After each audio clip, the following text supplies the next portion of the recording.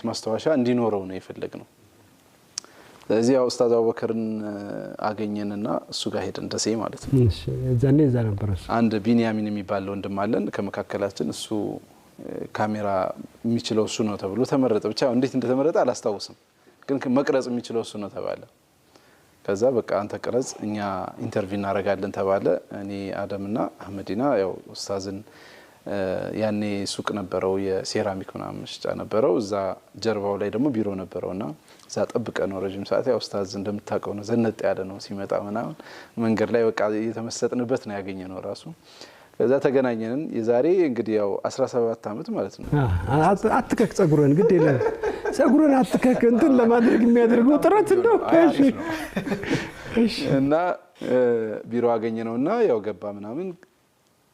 ወንድም ቢንያሚን ደግሞ እንዲቀርጽ አደረግን ከዛ ያውኛ ቢሮ ትንሽ ጠበብ ስለምትል እኛ ከካሜራ ወተን ኡስታዝን ዳይሬክትሊ እንዲያገኘው አድርገን ብቻ ያው ኢንተርቪው ያደረግነው ብዙ ነው ያወራነው ሐሳብ ኤቪሲዲን በሲዲ የሚለቃቸውን ሰዎች በነፃ የሚያገኙበት መንገድ ያሰቡ መሆናቸውን ብዙ ነገር ነገርንና ያው ወጣቶች ስለነበርን ስለ ወጣትነት አወራን መከረን ምናምን በቃ ብዙ ነው ኢንተርቪው ያደረግነው አንድ ሰዓት ብቻ ከዛ በላይ እየተቀረጸ ነው ቢንያሚን